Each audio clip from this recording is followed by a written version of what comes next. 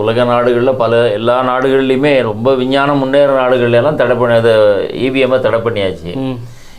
இந்தியாவில் மட்டும் அதை ஏன்னு சொன்னால் அதுக்கு தேர்தல் கமிஷனு ஏன் அதை வந்து நிராகரிக்குது, நீதிமன்றமும் அதை நிராகரிக்கிறது. அது என்ன இல்லை, அது இந்த தொழில்நுட்பத்தின் மீது அவங்க நம்பிக்கை வைக்கிறாங்க, சரியாக தான் இருக்கும்னு நம்பிக்கை வைக்கிறாங்க. எனவே அது வந்து ஏற்றுக்கிற ஒரு கட்டாயத்துக்குள்ளே வந்திருக்கு. அன்றைக்கி நீங்கள் நிறைய குளறுபடிகள் இருக்குது. நம்ம வந்து இப்போது தொழில்நுட்பத்தை இந்த இப்போ நீங்கள் தமிழ்நாட்டு தேர்தலையே எடுத்துக்கிடுவோம்.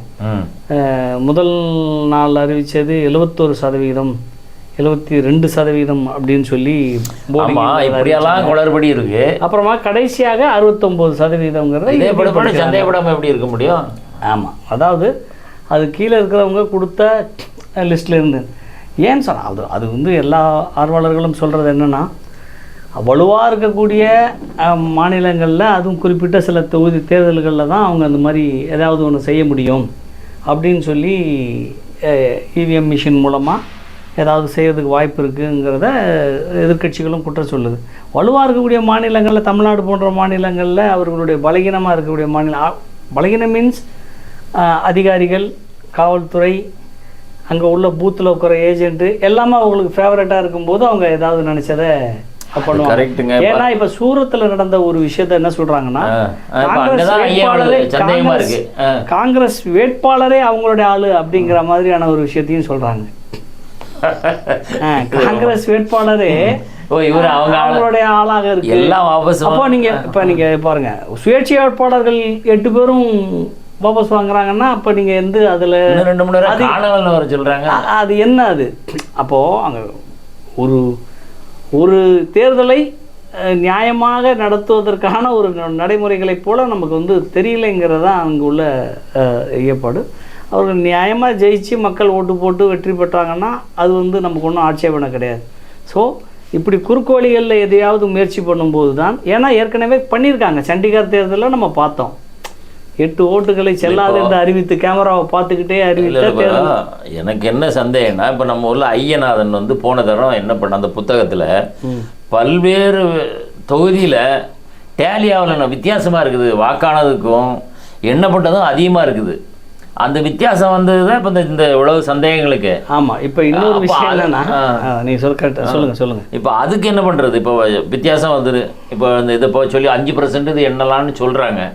அதில் ஒரு வித்தியாசம் வந்துன்னா இல்லை. இப்போ நேற்று சீதாராம் யெச்சூரி தேர்தல் கமிஷனிடம் ஒரு புகார் சொல்லியிருக்காரு. திரிபுராவில் பூத் நம்பர் போட்டு கிட்டத்தட்ட ஒரு 8 பூத்துங்களில் 105%, 109%. 105? ஆமாம், அது எப்படி ஏங்க போலிங் ஆயிருக்கு? 100க்கு 100 நடந்தாலே அது எப்படி தாண்டி போகுது? 109% போலிங் ஆயிருக்கு. அப்போ நான் இப்போ சந்தேகம் தானே, கேள்வி கரெக்டு தானே?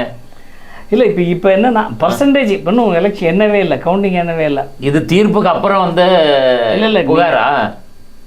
இல்லை, அதுக்கு முன்னதாகவே வந்திருக்கு. அப்படியா? அதுக்கு முன்னதாகவே தேர்தல் கமிஷன் மேலே கொடுத்துட்டாங்க.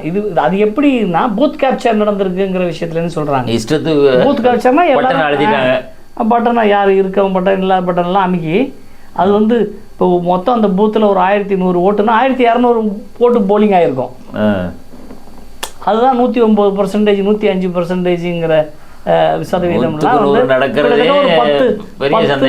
10 பூத்துக்களில் அந்த மாதிரி நடந்ததாக ஒரு புகார் கொடுக்கப்பட்டிருக்கு. அங்கே பூத் கேப்சரிங் நடந்திருக்கு அப்படின்னு சொல்லி. அதுவும் 2 திரிபுரா மாநிலம் வந்து 2 தொகுதி தான். அதுக்கே 2 தொகுதியை 2 நாள் நடத்துகிறாங்க. முத நாள் ஒன்று, ஒரு வாரம் கழிச்சு இன்னொன்று. நீங்கள் இங்கே தமிழ்நாட்டில் 39 தொகுதிகள், பாண்டிச்சேரியோடு இணைத்தா 40 தொகுதிகள் ஒரே நாளில் நடக்கும். எனக்கு என்னென்னா, தேர்தல் கமிஷன் சொல்கிறதும் நீதிமன்றம் சொல்கிறது மக்கள் தொகை அதிகமாக இருக்குது, இதில் அவ்வளோ சீக்கிரமாக எண்ண முடியாதுன்னு ஒரு காரணம். இவ்வளவு நவீனமாக டிஜிட்டல்மயம் அது இதுவும் பண்ண இவ்வளவு நவீனமாக அட்வான்ஸ் இருக்க இடத்துல ஏன் எண்ண முடியாது? அப்போ அவங்க முதவும் பரிசீலிச்சிருக்காங்களே, பேப்பரையும் மிஷின் மூலமாக எண்ணுவதற்கு நீங்கள் வந்து அடுத்த கட்டங்களில் அடுத்த நடவடிக்கை எடுக்கணும்னு. இந்த பேப்பரையும் மிஷின் மூலமாக எண்ணி சீக்கிரம் சொல்கிறதுக்கான விஷயங்களை தான் தேர்தல் கமிஷன் உச்சநீதிமன்றம் ஒரு பரிந்துரை கொடுத்துருக்கு தேர்தல் கமிஷனுக்கு. இப்படித்தான் இன்றைக்கி தேர்தல் மிஷினுடைய நடவடிக்கைகள் குறித்தான தீர்ப்புகளும் அது குறித்தான விமர்சனங்களும் மக்களிடம் வந்துக்கிட்டு இருக்கு. இன்னும் ஐயங்கள் தீர்க்கப்படாமல் தான் இருக்கு. ஆமாம், அந்த இன்னும் முழுமையாக தீர்க்கப்படலை. சொல்லிட்டாங்க. அது விவிபேடையும் அதையும் ஒத்து போகிற விஷயங்களில் இப்போ நம்ம நடைமுறையில் சில விஷயங்கள் ஏதாவது 1-2 பேப்பர் ஸ்டக் ஆயிரும் அப்படின்னு சொன்னால் அதை நம்ம வந்து அக்செப்ட் பண்ணிக்கலாம். 1-2 பேப்பர்கள் ஸ்டக் ஆகும் என்றதுக்கு இப்போ 5%னா எந்த 5%ங்கிறதும் வந்து கேள்வி. அந்த 5%த்தையும் முடிவு பண்ணுறது தேர்தல் கமிஷனாக தான் இருக்கும். ஆமாம், அதை வந்து எதிர்கட்சிகளோ மற்றவங்களோ முடிவு வைக்கிற கோரிக்கை முடியாது. மிரட்டல் வேற இருக்கு. நீ சரியா இல்லைன்னா நீ தான் பணம் கட்டணும் ஒரு அந்த இது இருக்குது. இது எப்படி இன்னும் குழப்பமாங்க இருக்குது? எப்படி சரியான முறையில் தேர்தல் நடக்குமா? தீர்ப்பை விட்டுருங்க. சுப்ரீம் கோர்ட்டு அவங்களுக்கு முடிஞ்ச வரைக்கும் காரசாரமாக நடச்சிட்டாங்க. கடைசியில் தீர்ப்பு என்னை பொறுத்தவரை சொதப்ப மாதிரி தான் இருக்குது. இப்போ இவ்வளவுக்கு அப்புறம் தேர்தல் ஒழுங்காக நடக்குமா?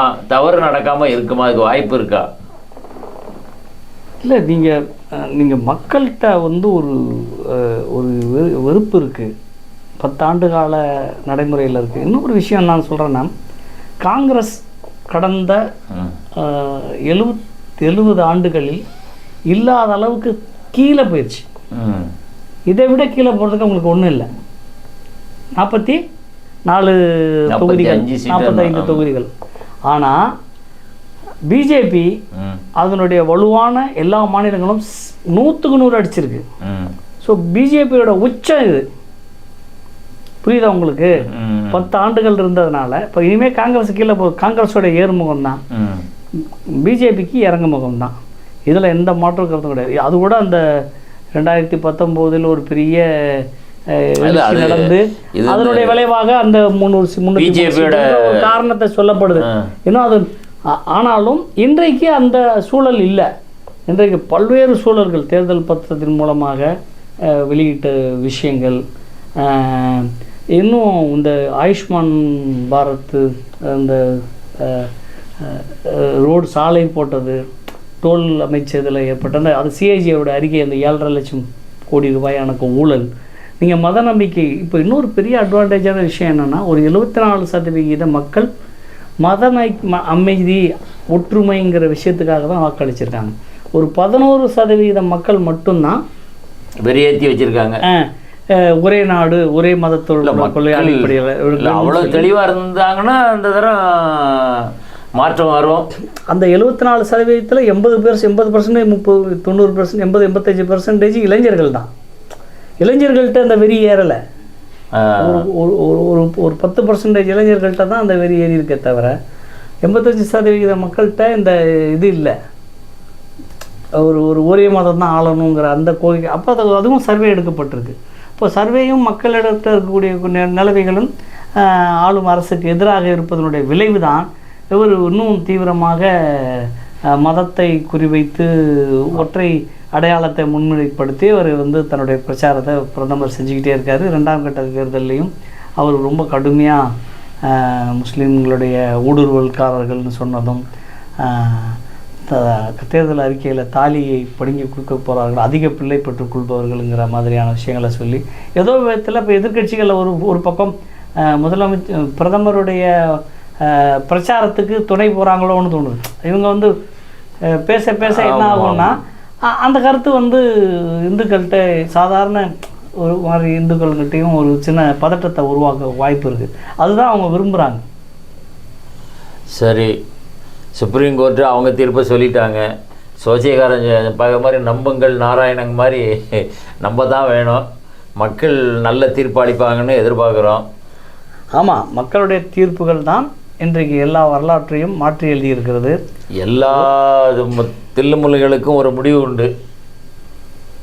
கண்டிப்பாக என்னதான் பண்ணாலும் வரலாற்றில் அநியாயங்கள் தலை தூக்கி நின்னதாக வரலாறு இல்லை. வீழ்ச்சி கண்டதுகிறது, விழுந்திருக்கிறார்கள். அதுபோல் நம்ம நாட்டு மக்களை நம்ப வேண்டியதுதான். அவர்கள் நேர்மையாக வெற்றி பெறுவோம் என்கிற நம்பிக்கை இழந்து விட்டார்கள். அதனுடைய வெளிப்பாடு தான் இவ்வளவு ஆக்ரோஷமான. தினமும் ஒவ்வொரு இதாக எடுத்து போட்டுக்கிட்டே இருக்காங்க.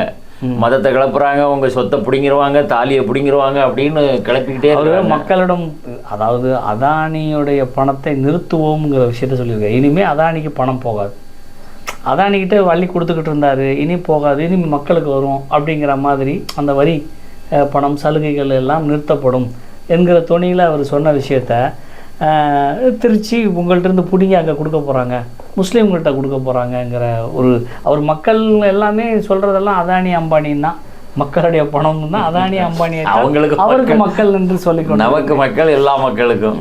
சரி, நல்ல தீர்ப்பு தேர்தலில் வரும்னு எதிர்பார்க்குறோம். ஓட்டர்ஸ் மிஷின் என்ன செய்யுது, மக்கள் என்ன செய்கிறாங்கன்னு பார்ப்போம். நன்றி. பீப்புள் வாய்ஸ் சப்ஸ்கிரைப் பண்ணுங்கள்.